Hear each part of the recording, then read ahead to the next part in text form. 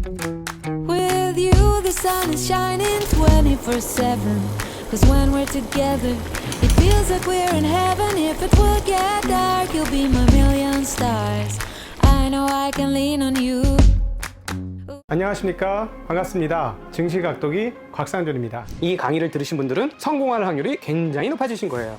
여러분이 투자하신 시간과 가치가 여러분에게 실질적인 노후를 보장하는 수단으로 돌아올 것이라고 저는 믿습니다. 이거 우리끼리 비밀입니다. 이거 딴 데 가서 말씀하지 마세요. 이런 강의하는 사람 거의 아마 제 생각에는 없을 것 같아요. 이건 실전을 해본 사람만 아는 얘기예요. 저희는 오늘 조선시대부터 이어졌던 동네 학교인 수곡성원에 나와서 여러분들과 함께 도기책방을 나누게 되었습니다. 도기책방을 이렇게 옛 학교에 나와서 돌아본다는 게 상당히 의미가 있는데요. 투자에 있어서도 학교가 있죠. 어떤 학교요? 네, 자본주의의 우드스탁이라고 불리는 그런 학교가 있죠. 어떤 것을 얘기할지 짐작이 가시죠? 네, 바로 워런 버핏, 버크셔 해서웨이가 주최하는 주주총회가 바로 자본주의의 우드스탁이자 자본주의의 최대 학교 역할을 한 지 꽤나 오랜 시간이 지났습니다. 오늘 여러분들에게 소개해 줄 책은 바로 거기에 관련된 책인데요. 많은 분들이 투자할 때 어떤 책을 읽어야 하느냐라는 질문을 해왔고, 그에 대한 답이 오늘의 도기책방이 되겠습니다. 오늘 저는 여러분들에게 두 권의 책을 연달아서 소개하고자 합니다. 한 권은 바로 워런 버핏 바이블이라는 책이 되겠습니다. 그리고 또 한 권의 책은 워런 버핏 라이브라는 책이 되겠습니다. 둘 다 굉장히 두꺼운 그런 책인데요. 두꺼울 수밖에 없는 이유는 오랜 시간의 내용들이 담겨져 있기 때문에 책이 두꺼워질 수밖에 없었습니다. 그런데 이런 내용들조차도 상당 부분 요약한 내용을 담고 있는 책이기도 하죠. 워런 버핏 바이블은 바로 버크셔 해서웨이가 매년 그 활동에 대한 내용들을 주주에게 보내는 편지, 일컬어 주주서한을 모은 책이 바로 워런 버핏 바이블이고요. 이 워런 버핏 바이블은 종류별로 이렇게 분류를 해 놓았습니다. 그래서 이 종류별로 분류를 해 놓아서 한쪽 그 비슷한 내용들을 한꺼번에 읽을 수 있도록 편집을 해 놓았고요. 그리고 워런 버핏 라이브는 86년도부터 있었던 주주총회 내용들을 매년 이렇게 적어 놓고 있습니다. 과거에는 녹화를 하거나 녹음을 하거나 이렇게 할 수가 없었기 때문에 자료가 적었던 관계로 86년도, 87년, 88년도 이때는 몇 장 안 돼요, 내용이. 그런데 뒤로 갈수록 장수가 엄청나게 많아지죠. 요즘은 이제 그 인터넷으로 다 공개가 되어지고 있기 때문에 내용이 훨씬 더 방대해집니다. 그러나 과거부터의 내용들 하나하나 읽는 것은 굉장히 의미 있는 일이고요. 그리고 제가 어떤 책으로 투자 공부를 해야 하느냐 할 때 이 책을 소개한 것은 저도 계속해서 아직도 뭐 공부를 하고 있는 중인데, 이 워런 버핏 바이블이나 라이브를 읽어보면 예전 어렸을 때 읽었던 느낌과 지금의 느낌이 상당히 다르다는 거예요. 그래서 이 책 제목이 워런 버핏 바이블입니다만 진짜 바이블처럼 있죠. 교회나 그 다음에 사찰을 다녀보신 분들은 잘 아시겠습니다만은 종교 생활을 할 때 종교 경전을 한번 그냥 단행본을 읽듯이 읽고 끝내는 게 아니죠. 매번 정기적으로 읽고 또 읽고 그 다음에 그것을 내 안에 묵상해보고 곱씹어보는 이런 작업을 하지 않습니까? 근데 이 워런 버핏의 어록과 그의 글들은 그럴 만한 가치가 충분히 있습니다. 왜냐고요? 워런 버핏 본인이 끊임없이 성장하고 있기 때문입니다. 워런 버핏은 최근에 애플을 투자하면서 이렇게 얘기했죠. 우리는 기존에 일단 자산을 가진, 유형자산을 가진 회사에 투자해서 그 유형자산을 가진 회사들이 어떻게 그 제품을 산출해내고 어떻게 경쟁력 있게 뽑아내는지에 대한 것을 중심으로 투자를 했지만, 무형자산을 가지고, 즉 돈을 들이지 않고 그 가치를 뽑아낼 수 있다면 이것이 더 좋은 것인데 시대는 그렇게 바뀌었다라는 얘기를 합니다. 자, 여러분, 투자뿐만 아니라 인간의 가치관이라는 게 나이를 먹으면 어떻게 된다? 굳어버린다. 그래서 과거 이런 얘기가 있었죠. 중국에서는 종교 포교가 금지가 되어 있는데 18살 이상부터는 괜찮다. 왜냐하면 18살쯤 되면 다 훈련이 돼 있어서 생각이 바뀌지 않는다는 거죠. 그 정도로 사람 생각은 바뀌기가 쉽지 않습니다. 쉽게 굳어버리기 때문인데요. 이 버핏 할아버지에게서 우리가 배울 수 있는 투자 선배 버펫으로부터 우리가 정말로 배울 수 있는 대목 중에 하나는 끊임없이 자기를 돌아보고 겸손하게 돌아보고 자기가 부족하다고 느끼고 계속해서 배웠다는 것입니다. 그런데 그냥 막무가내 부족하거나 이렇기 때문에 배운 게 아니에요. 본인들이 남들보다 뛰어난 능력을 가지고 있다는 걸 알아요. 그럼에도 불구하고 부족하다는 것이죠. 그래서 멍거는 이렇게 표현도 합니다. 자기는 사업을 누가 하고 싶으냐? IQ 140인데 나는 IQ 120밖에 안 돼 라고 생각하는 사람이 하나 있고, 또 IQ가 190인데 난 IQ 240이야 라고 생각하는 사람 두 사람이 있다면 나는 첫 번째 사람과 사업을 할 것이다 라고 얘기해요. 왜냐하면 두 번째 사람은 언제 어떻게 사고를 칠지 모른다는 거죠. 자기 자신을 과대평가하게 되면 사고 칠 수 있다는 것이죠. 이 얘기는 정말 살아보면서 얼마나 진리에 가까운 얘기인지 모른다는 생각을 해보게 되었습니다. 이런 버핏과 멍거에 끊임없이 배우려고 하는, 그리고 애플을 샀다고 했을 때 멍거가 했던 바로 그 정말 촌철살인의 이야기. 애플을 버핏이 샀다는 건 둘 중 하나입니다. 하나는 버핏이 미쳤거나, 두 번째는 버핏이 계속 공부하고 발전해 나간다는 사실입니다. 제가 보기에는 후자, 즉 버핏이 공부하고 계속 발전해 나가는 걸로 보입니다 라고 이야기를 했습니다. 바로 이렇게 서로를 알아주는 대목이 찰리 멍거와 워렌 버핏이 그동안 그렇게 오랫동안 동행을 할 수 있었던 이유가 아닐까 싶습니다. 네, 사실 워렌 버핏과 찰리 멍거에 대한 이야기를 하나하나 해 나가다 보면 정말 끝도 없이 긴 시간을 할애하게 될 거예요. 그러나 오늘은 어떤 책으로 공부해야 할까라는 것을 중심으로 여러분에게 다가갈 것이기 때문에 오늘은 이 워런 버핏에 대한 것, 그리고 버크셔 해서웨이에 대한 것을 중심으로 해서 소개를 드리도록 하겠습니다. 먼저 이 책은 라이브를 중심으로 한번 설명을 드려보면 86년도부터의 주주총회에 대한 내용을 기록을 했는데요. 주주총회가 86년도에 있었을 때는 아주 소규모였습니다.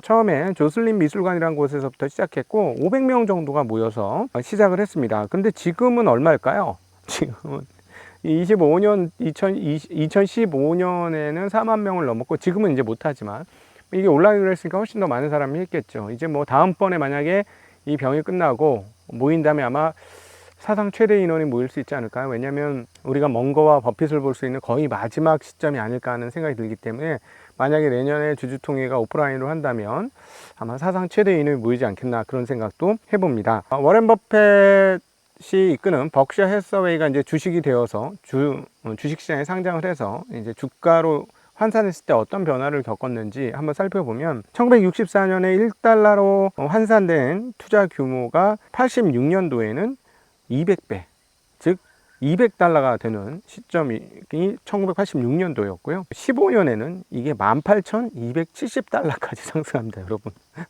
엄청나죠? 엄청납니다, 정말.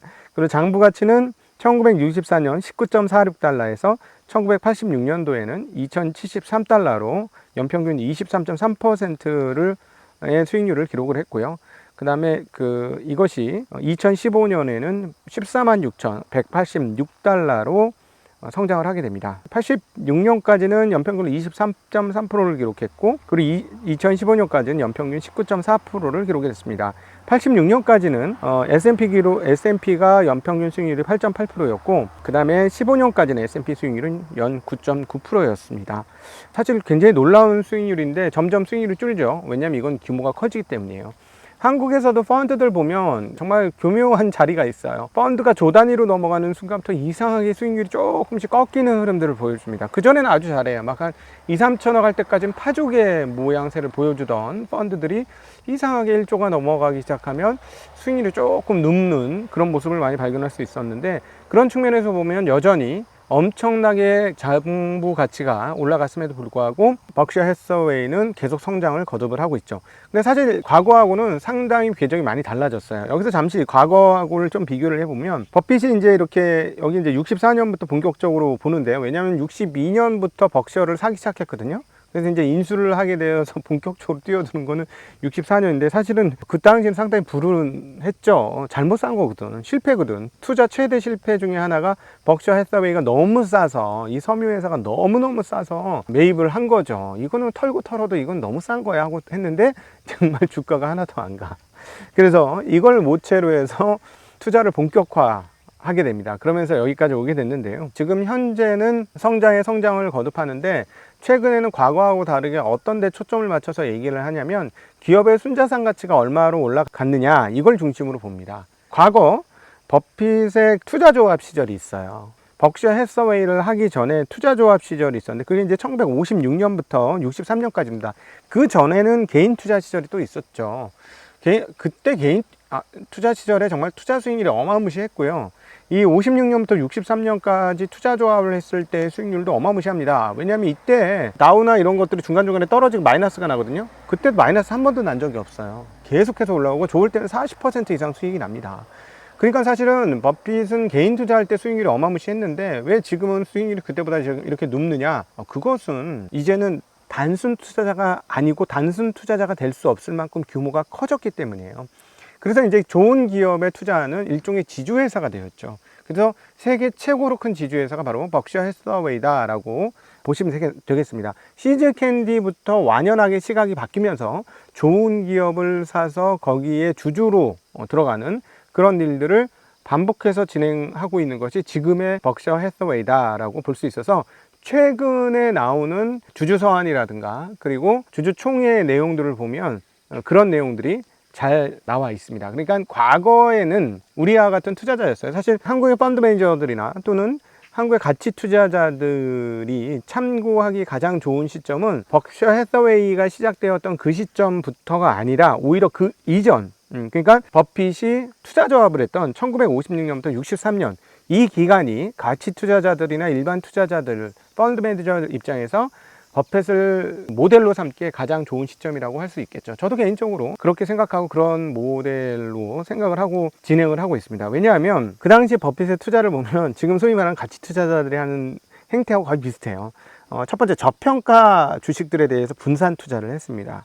그리고 워크아웃 같은 것들이 발생할 때 이벤트 드리븐 투자를 조금 했고요. 그 다음에 일부 회사에 대해서는 지분을 조금 많이 사서 경영권을 행사할 것처럼까지 하면서 하는 매수도 일부 좀 시행을 했죠. 그리고 대체적으로 저평가 주식을 살 때는 PER 배수가 5배 이하의 기업들의 투자를 많이 했고 뭐 거의 대부분 가치 대비 저평가 투자를 했습니다. 그리고 가끔씩 그가 표현하는 대로 담배꽁짜 투자도 상당히 했는데 그는 이렇게 얘기하죠. 담배꽁초 투자는 일반인에게 권할 만하지 않다. 왜냐하면 잘못됐을 때 뛰쳐나와야 되는데 일반인들은 그거 어렵기 때문이다 라고 얘기하면서 담배꽁초 투자는 전문가들의 몫이다 라는 표현도 그가 하기는 했습니다. 그리고 이제 벅셔 해서웨이가 앞으로 어떻게 될까에 대해서 많은 분들이 고민을 하게 될 터인데요. 이제 최근에 주주총회를 보면 이제 완연하게 후계 구도가 거의 정해지고 있는 것 같습니다. 총 4명의 사람이 등장을 하는데요. 첫 번째는 그레그 아벨입니다. 아마 그레그 아벨이 이번에도 발언을 상당히 많이 한 걸로 봐서는 그레그 아벨이 첫 번째 후계자가 될 것으로 보여집니다. 다음으로는 아지트 자인입니다. 뭐 잘 아시겠습니다만 가이코를 지금의 가이코로 만든 위대한 투자자인가요? 경영자인가요? 둘 다인 것 같습니다. 경영자이다 투자자 아지트 자인은 아무래도 가이코를 계속해서 잘 맡아서 진행을 할 것 같습니다. 오죽했으면 이렇게 얘기하죠. 멍거하고 버핏하고 아지트 자인이 보트를 타다 뒤집혀가지고 물속에 빠진다. 그럼 누구를 구하라? 아지트를 구하라고 얘기합니다. 아지트처럼 훌륭한 보험사업자 없다 라고 얘기하면서 아지트를 구해야 벅셔가 산다 라는 표현을 할 정도로 물론 우스갯소리긴 했습니다만 그런 얘기를 할 정도로 아지트의 뛰어남을 계속해서 얘기하고 있죠. 그 다음에 토드 콤스와 테드 웨슬레입니다. 계속해서 이제 투자 규모가 늘어나는데 둘 다 투자 담당자들입니다. 그래서 이렇게 그레그 아벨, 아지트 자인, 토드 콤스, 테드 웨슬러 이렇게 4명이 분산해서 아마 공동 경영을 하는 후계자가 되지 않을까 싶습니다. 그리고 사실 규모가 너무 커서 혼자 다 하기에는 규모가 너무 커요. 예, 그래서 이렇게 벅셔 해서웨이는 넘어갈 건데 많은 분들이 고민을 합니다. 뭐 먼거나 버핏이 돌아가시면 그때 뭐 주가는 추락할 수도 있겠죠. 그러나 이분들하고 같이 했던 기간이 몇 년이 아니에요. 20년이 넘어요. 엄청나게 오랜 기간 같이 했기 때문에 버핏의 그런 아이디어를 거의 모두 받아들이고 있다라고 보시면 되기 때문에 아마 쉽사리 회사가 흔들리지 않을 가능성이 매우 높다. 이렇게도 보여집니다. 자, 그래서 다시 한번 지금 현재 벅셔의 상황들을 한번 살펴보면요. 버크셔의 주가는 지금 우리는 주로 A주는 너무 가격이 비싸서 잘 안 보아서 B주를 보는데요. A주의 현재 주가는 얼마일까요? 지금 A주의 주가는 43만 2,900달러입니다. 네. 아, 참 어마무시하죠. 네, 주가가 정말 1990년대 주가는 7,100달러였고요. 2015년은 22만 6,000달러였는데 지금은 43만 2,000달러가 43만 3,000달러까지 증가를 했습니다. 우리가 여기서 이제 배우게 되는 대목은 뭐냐면 건전한 시각을 가지고 본인만의 투자 원칙을 가지고 긴 시간을 투자하게 되면 훌륭한 결론을 낼 수 있다. 어떤? 네, 복리 투자의 원형을 보게 된다는 것을 우리는 다시금 확인하게 됩니다.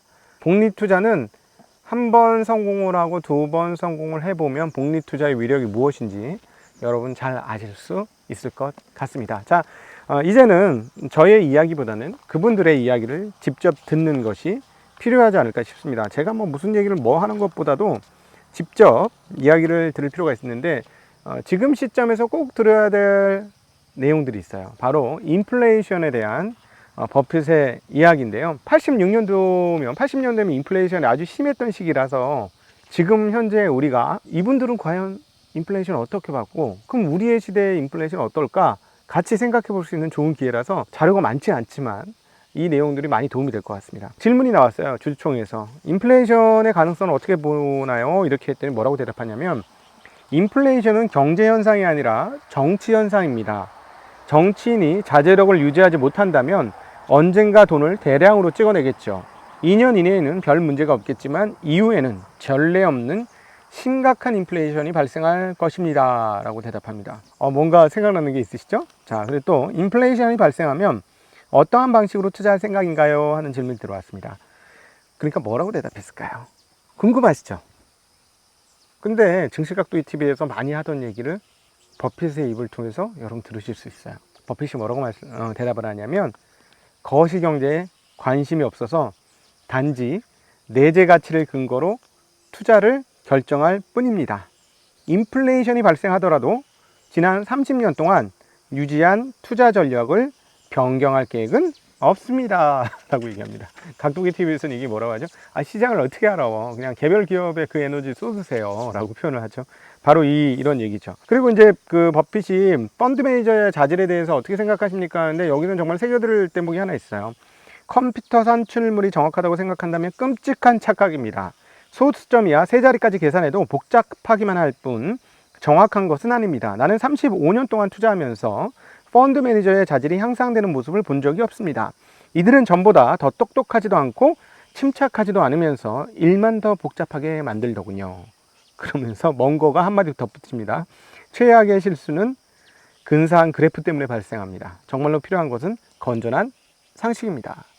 개인들이 투자해서 욕심을 걷어내고 건전한 상식으로 투자하면 오히려 전문 투자자들보다 더 좋은 결과를 얻을 수 있다라는 대목 충분히 읽을 수 있는 그런 이야기죠. 그리고 이런 질문도 합니다. 당신이 생각하는 이상적인 기업은 어떤 기업인가요? 그러니까 버핏이 이렇게 대답합니다. 아주 걸출한 대답인데요. 사람들이 습관적으로 사용하는 제품을 1센트에 만들어 1달러에 파는 기업입니다. 네, 도둑놈 심보인데 이런 탁월함 사실은 요즘에 하고 있는 우리가 쓰고 있는 커뮤니케이션 도구인 SNS 이런 것들도 사실은 원래 사람들끼리 만나서 하던 건데 이거를 재화로 만들었죠. 그래서 플랫폼 기업들이 대단하다고 하는 겁니다. 하던 일을 재화로 만들었어요. 그렇게 표현할 수 있겠고요. 또 하나 한 번 더 인플레이션에 대한 질문들이 있습니다. 인플레이션에 대해 어떻게 대응하는 생각인가요? 또 똑같은 얘기 합니다. 88년에도 우리가 평소에 사용하던 방식을 그대로 유지할 생각입니다. 우리는 유능하고 정직한 경영자가 운영하는 훌륭한 기업을 적정 가격에 인수합니다. 그리고 그 경영자에게 정권을 주고 간섭하지 않습니다.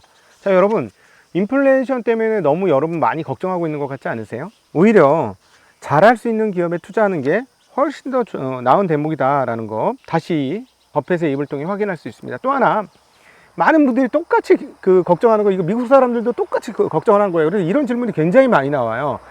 조만간 불황이 올까요? 라고 물어봤어요. 그러니까 어떻게 대답할까요? 살아가는 동안 나는 불황을 여러 번 겪을 것입니다. 그러나 내가 경기 예측의 시간을 모두 사용한다면 버크셔 주가는 한 푼도 오르지 않을 것입니다. 경기 예측을 토대로 기업을 마음 내키는 대로 사고 팔면 안 됩니다 라고 얘기합니다. 여러분 정말 주옥 같지 않습니까? 이게 진짜 촌철살인이자 꿰뚫는 이야기죠. 정말 꿰뚫는 이야기입니다. 그래서 여러분 복잡하지 않아요, 투자가. 근데 누가 복잡해? 시장은, 투자는 복잡하지 않아. 나만 복잡할 뿐이야. 치킨은 살았죠, 내가 살죠. 똑같은 거예요. 투자는 복잡하지 않아요. 내 마음이 복잡한 거지. 시장은 복잡할지 몰라도 투자는 복잡하지 않습니다.